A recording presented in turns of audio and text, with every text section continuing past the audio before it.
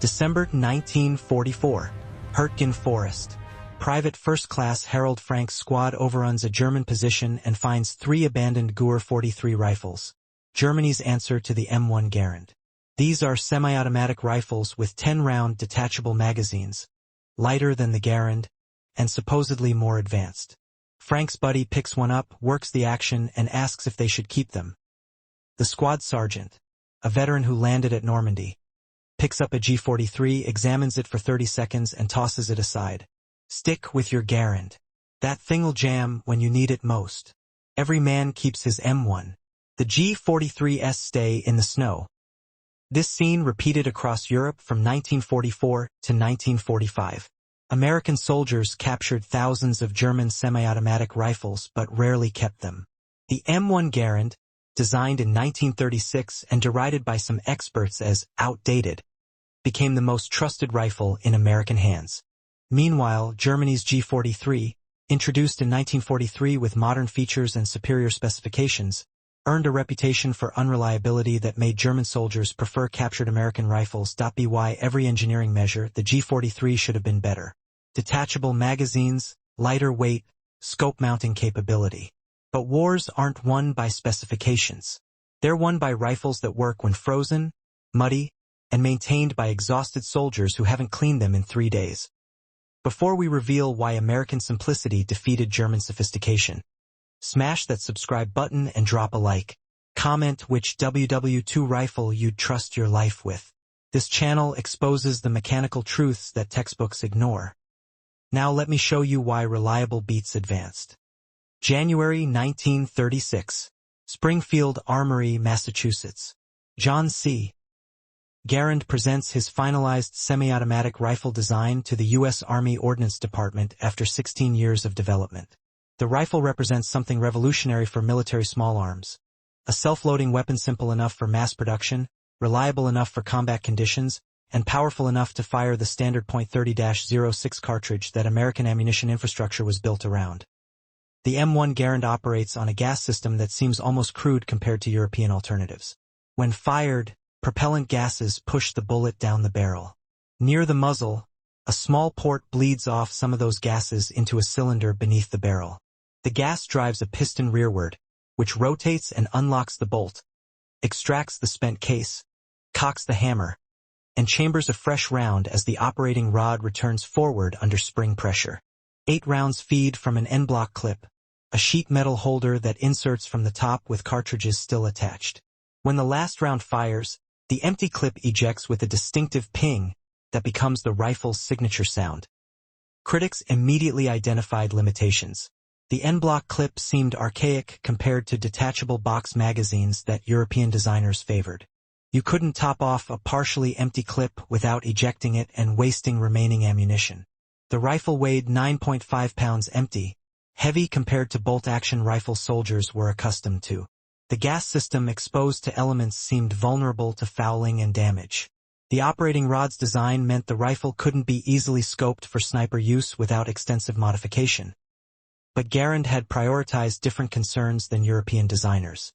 His rifle needed to survive American mass production, where hundreds of thousands would be built by workers with varying skill levels using standardized tooling.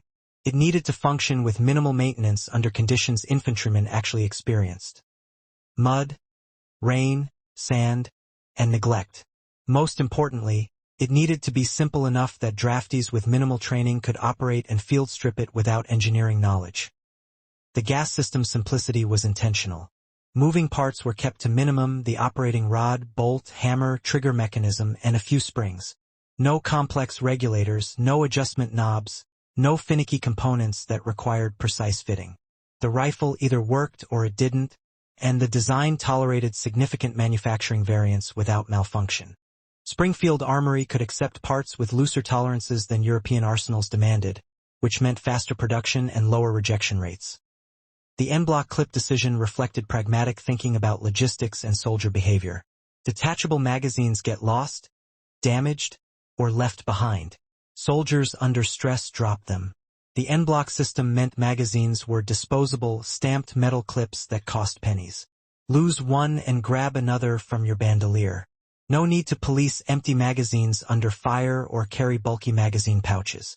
The system prioritized simplicity over flexibility, betting that soldiers would prefer reliability over the ability to reload mid-clip.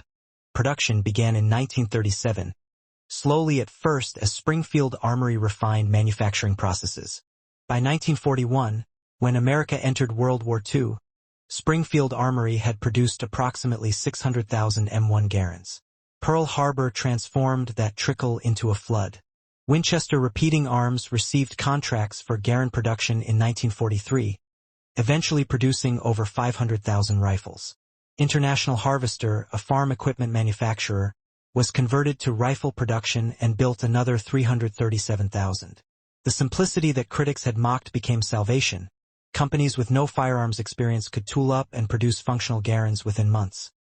Total American production reached 4.04 million M1 Garands by 1945. This wasn't just industrial capacity, it was design philosophy enabling mass production. Every component was designed for high-speed manufacturing. The receiver was forged rather than machined from billet, saving material and time. The stock used American walnut readily available domestically. Parts tolerances were loose enough that components from different manufacturers were largely interchangeable. A Winchester trigger group could fit a Springfield receiver with minimal hand-fitting. Meanwhile, Germany watched American semi-automatic rifle adoption with growing concern. Wehrmacht doctrine in 1939 still centered on the Karabiner 98K bolt-action rifle, essentially a shortened version of the Gewehr 98 that had served since 1898. German infantry tactics relied on squad automatic weapons, the MG34 and later MG42 machine guns, to provide sustained fire while riflemen delivered precision shots. This worked brilliantly when German forces held tactical initiative, but defensive warfare exposed limitations. Individual German soldiers couldn't match the firepower of American riflemen equipped with semi-automatics. German semi-automatic rifle development began seriously in 1940, but the program was plagued by complexity from inception. The G43, Germany's first attempt, emerged in two variants, one from Walther, one from Mauser. Both used complicated gas trap systems at the muzzle that captured propellant gases to cycle the action. The Walther G41W proved more reliable, but both designs suffered from overcomplexity. They required precise manufacturing, careful maintenance, and suffered reliability problems in combat conditions. The G43, introduced in 1943, represented Germany's second attempt. Walther reverse-engineered the Soviet SVT-40's gas system after capturing thousands on the Eastern Front. The G43 used a more conventional gas piston operation similar to the SVT-40, fed from a 10-round detachable magazine, and included provisions for mounting scopes. On paper, it was superior to the Garand in several respects: higher magazine capacity, ability to reload without ejecting partially empty magazines, lighter weight at 9.5 pounds loaded versus the Garand's 11.6 pounds, and better suitability for sniper applications. But German manufacturing reality in 1943 bore no resemblance to the controlled conditions that produced early prototypes.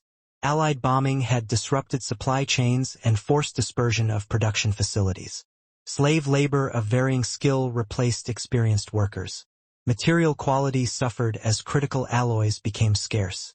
The G43's design demanded precision machining that Germany's collapsing industrial base struggled to provide consistently.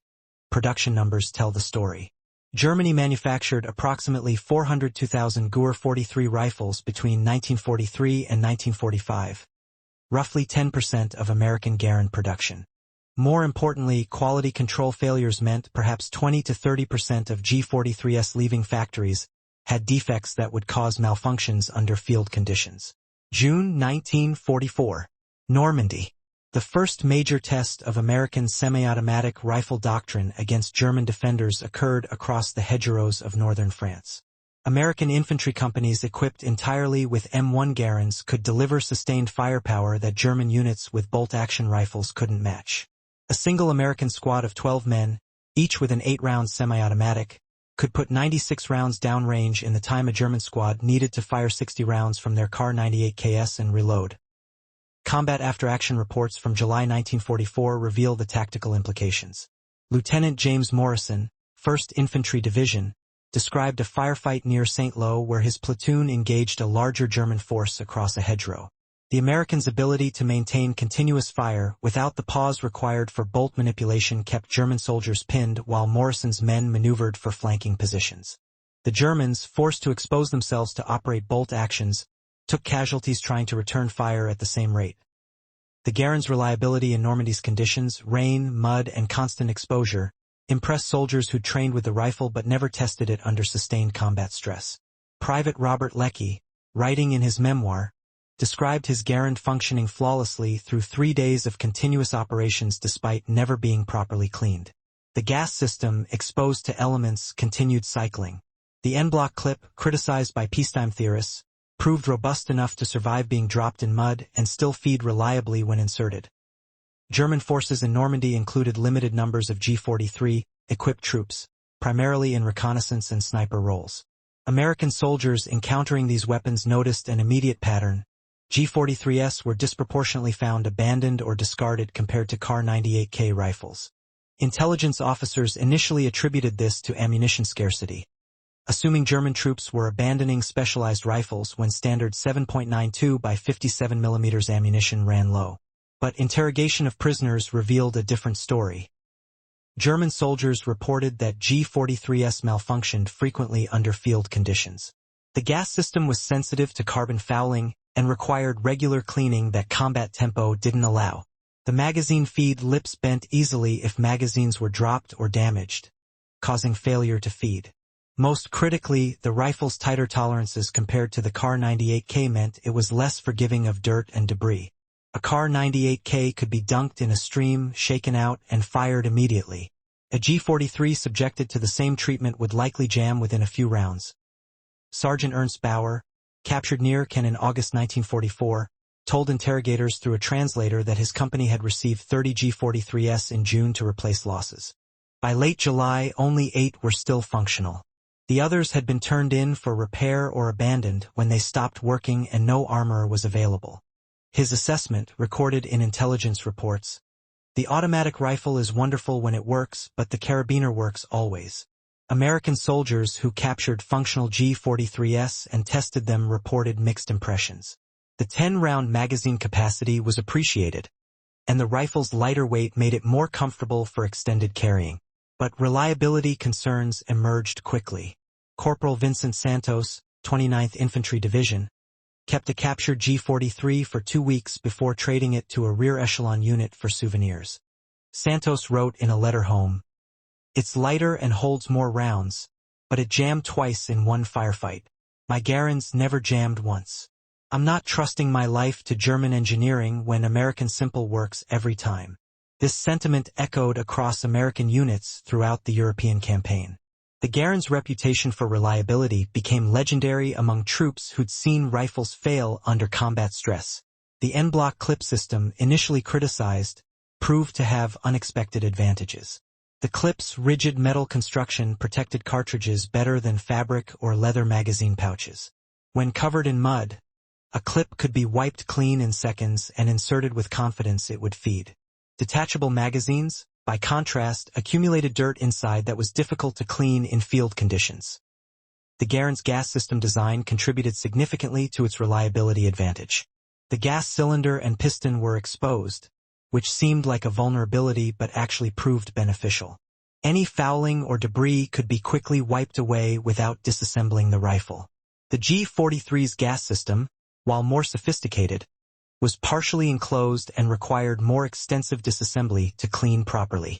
In combat, where rifles might go days or weeks between proper maintenance, the Garands' accessible design meant soldiers could perform basic cleaning that kept it functional. Manufacturing quality differences became apparent when American ordnance officers examined captured G43s in detail. A report from September 1944 noted significant variation in parts quality between different production batches.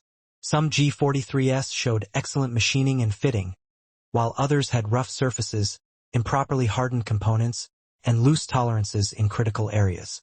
The inconsistency reflected Germany's collapsing industrial situation. Factories producing with whatever materials were available, workers of varying skill, and quality control that couldn't reject substandard parts when production quotas demanded meeting output targets. WWII contrast. American Garands showed remarkable consistency, regardless of manufacturer or production date. Springfield Armory rifles functioned identically to Winchester or International Harvester models. This standardization meant soldiers could trust that any replacement Garand they received would perform like their familiar rifle. German soldiers issued G43s couldn't make the same assumption. Receiving a newly manufactured rifle might mean getting an excellent weapon or a troublesome one, depending on which factory produced it and when. The winter of 1944-45 provided the ultimate reliability test. December's Ardennes offensive subjected both American and German weapons to brutal conditions. Temperatures below zero, snow, and ice. The Garands' loose tolerances and simple operating system proved more forgiving than the G43's precision design. American soldiers reported that Garands continued functioning in conditions that immobilized German semi-automatics. The rifle could be operated dry without lubrication when oils froze. The G43 required proper lubrication to prevent metal-on-metal wear in its tighter tolerance action. Technical Sergeant Donald Burgett, 101st Airborne, described his Garand functioning throughout the Bastogne encirclement despite never being properly cleaned for 3 weeks. He estimated firing over 400 rounds through frozen, mud-caked action that he could only wipe down with snow and a rag. When the rifle finally received maintenance after the siege lifted, the armor found carbon buildup so thick it had nearly closed the gas port, yet the rifle had continued cycling. German after-action reports from the Ardennes revealed the opposite experience with G43s. Multiple unit diaries mentioned semi-automatic rifles failing in cold weather, forcing soldiers to revert to Kar 98K bolt actions. A report from Volksgrenadier Division 326 noted that of 47 G43s issued before the offensive, only 19 remained operational by January 1st. The others had suffered mechanical failures attributed to cold weather operation, and field maintenance couldn't repair them without specialized parts and tools unavailable at the front. The Pacific Theater provided different but equally demanding conditions for the Garand. High humidity, saltwater exposure, and jungle environments tested weapons in ways European warfare didn't. Marines landing at Tarawa in November 1943 found their Garands function despite being submerged in seawater during amphibious assaults. The rifles required thorough cleaning afterward to prevent corrosion, but they fired immediately after emerging from salt water. Critical when landing troops needed weapons functional within seconds.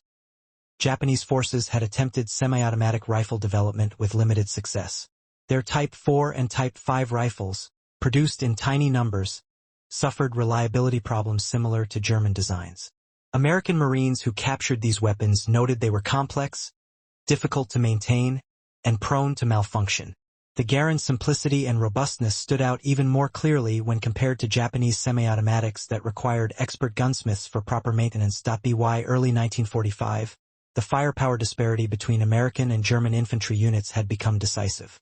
While German soldiers still primarily carried Kar 98K bolt actions with limited G43 distribution, entire American divisions fielded Garands as standard equipment.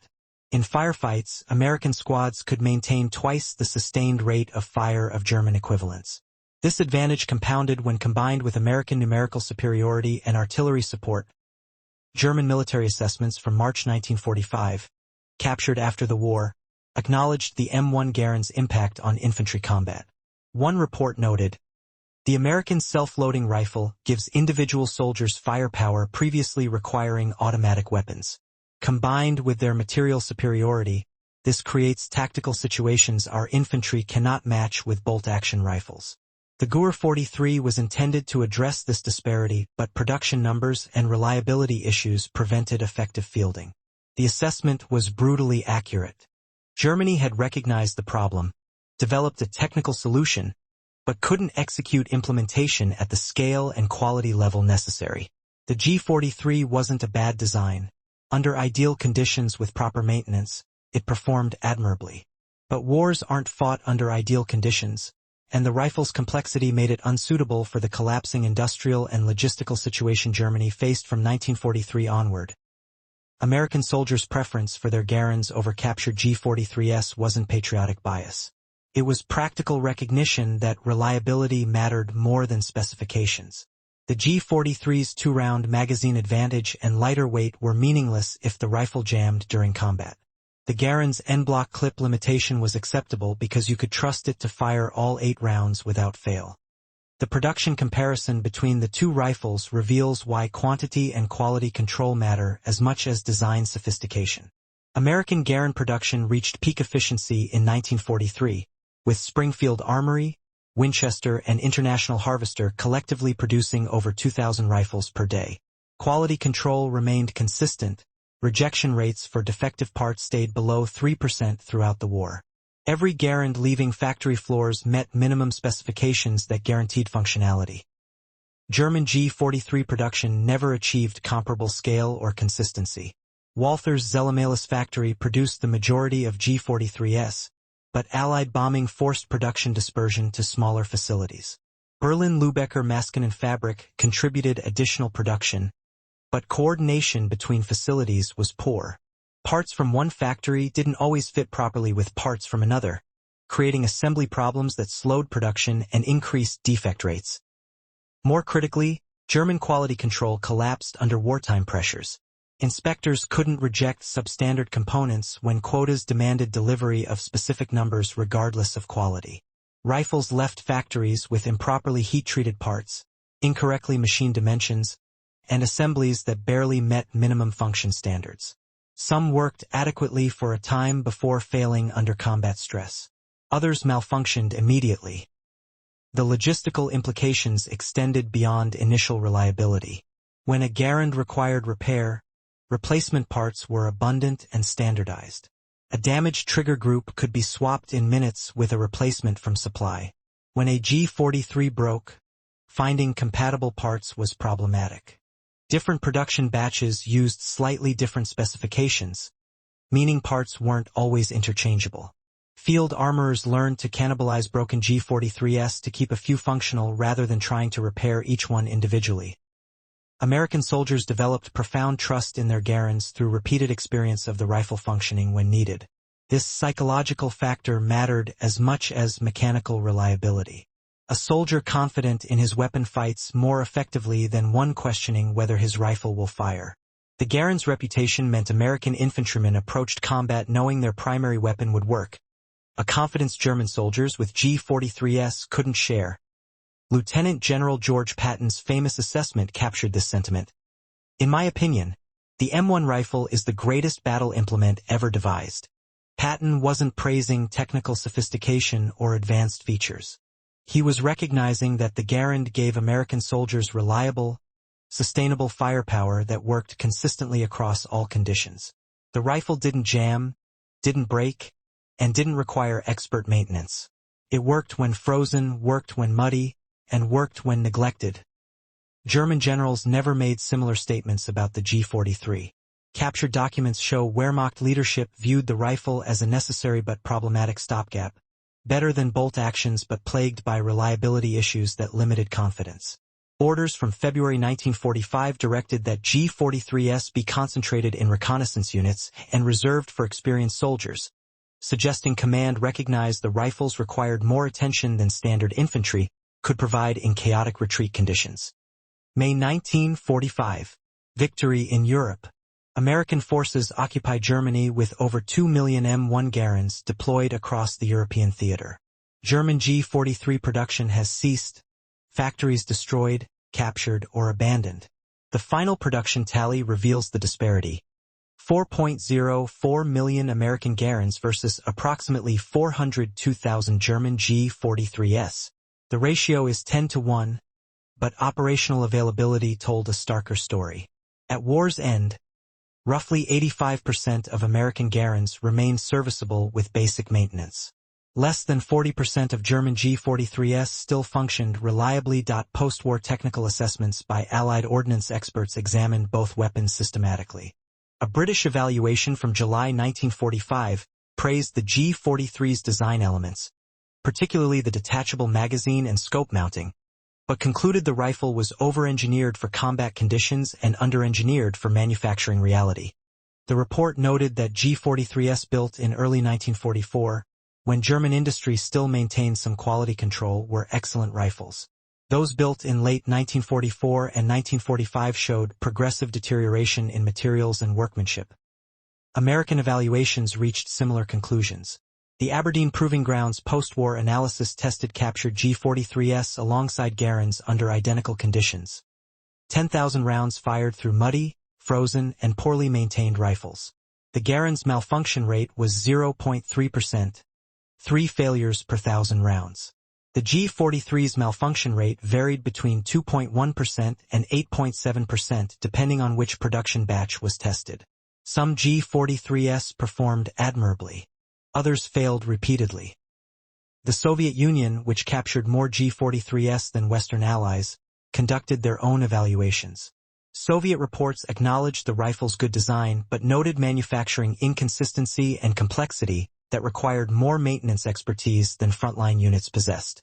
Interestingly, Soviets made similar criticisms of their own SVT-40 semi-automatic, ultimately deciding that bolt-action Mosin Nagants were more appropriate for the mass conscript army they fielded. The Garand's post-war service life demonstrated its fundamental soundness. The rifle remained the U.S. military's standard infantry weapon through the Korean War, where it proved equally effective in Korean winter conditions and summer humidity. Veterans who'd carried Garands in both wars reported the rifle performed identically, reliable, durable, and effective. Limited numbers saw service in early Vietnam before being replaced by the M14, which was essentially a modernized Garand with detachable magazine. The G43 disappeared from military service within years of Germany's defeat. Surviving examples became collector items rather than serviceable weapons. No nation adopted the G43 for post-war service, despite Germany producing hundreds of thousands. The rifles were simply too problematic to justify maintaining them when more reliable alternatives existed. Many were scrapped, some were retained for training or reserves, but none saw significant combat after 1945. The lesson the Garand versus G43 story teaches isn't that American engineering was superior to German engineering. The G43's design, on paper, incorporated legitimate improvements over the Garand. Detachable magazines are objectively more flexible than en-bloc clips. Lighter weight improves soldier mobility. Scope mounting capability matters for designated marksmen. But design sophistication means nothing if manufacturing can't produce consistent quality, if maintenance requirements exceed what soldiers can provide, and if complexity creates failure points that combat conditions exploit. John Garand's design philosophy prioritized battlefield reality over engineering elegance.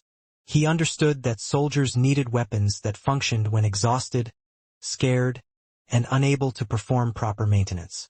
The M1 Garand succeeded because it was designed for mass production by American industry and operation by American draftees, not for impressing firearms experts or winning design competitions. The rifle's simplicity wasn't a limitation, it was the essential feature that enabled everything else. Fewer parts meant fewer failure points. Loose tolerances meant dirt and debris didn't bind mechanisms. Accessible gas system meant soldiers could clean critical components without disassembling the rifle. The en-bloc clip, criticized for inflexibility, proved more reliable than detachable magazines because it was disposable, protective, and impossible to load incorrectly. German designers approached the G43 with different priorities. They sought to match American semi-automatic capability while incorporating improvements that paper specifications suggested were valuable. Detachable magazines, lighter weight, scope mounting, all legitimate goals. But they designed for peacetime manufacturing precision that Germany's wartime industry couldn't sustain. The result was a rifle that performed excellently when built properly but failed unpredictably when production quality varied. Modern military small arms development has learned this lesson repeatedly, then forgotten it just as often. Complexity adds capability but creates fragility. The M16's early Vietnam failures came partly from tight tolerances that jammed when exposed to jungle conditions, the same problem that plagued the G43 in European mud. The solution involved loosening tolerances and simplifying maintenance, essentially applying principles Garand had understood in 1936. The AK-47's legendary reliability comes from the same philosophy. Generous clearances, simple operation, and design that tolerates abuse and neglect. Mikhail Kalashnikov studied captured German weapons, including the G43, and deliberately avoided their complexity. His rifle succeeded for the same reasons the Garand succeeded. It prioritized functioning consistently over performing optimally. The M1 Garand story isn't about American exceptionalism or German engineering failures. It's about design philosophy and the gap between theoretical performance and battlefield reality. The G43 was a better rifle than the Garand in controlled conditions with proper maintenance. But controlled conditions don't exist in combat, and proper maintenance is a luxury frontline soldiers rarely have. When American soldiers tossed aside captured G43s to keep their Garands, they weren't being stubborn or ignorant. They were exercising the hard-won wisdom that reliable beats sophisticated when your life depends on the rifle working. The Garand would fire the first round every time, would cycle all 8 rounds without jamming, and would keep functioning when frozen, muddy, or neglected. That certainty was worth more than 2 extra rounds in the magazine or a few ounces of lighter weight. The ping of an empty Garand clip ejecting became one of World War II's signature sounds. A noise that meant an American soldier was reloading after firing 8 rounds rapidly and reliably. German soldiers learned to recognize that sound and understand what it represented. An opponent with semi-automatic firepower who trusted his weapon completely. The G43 should have given them equivalent confidence and capability. It didn't, because excellent design without consistent execution defeats itself. Sometimes simple is better. Sometimes reliable beats advanced. Sometimes the rifle that wins is the one soldiers trust, not the one engineers admire. The M1 Garand proved that in every theater, every condition, and every battle where American soldiers kept their rifles instead of trading them for German sophistication.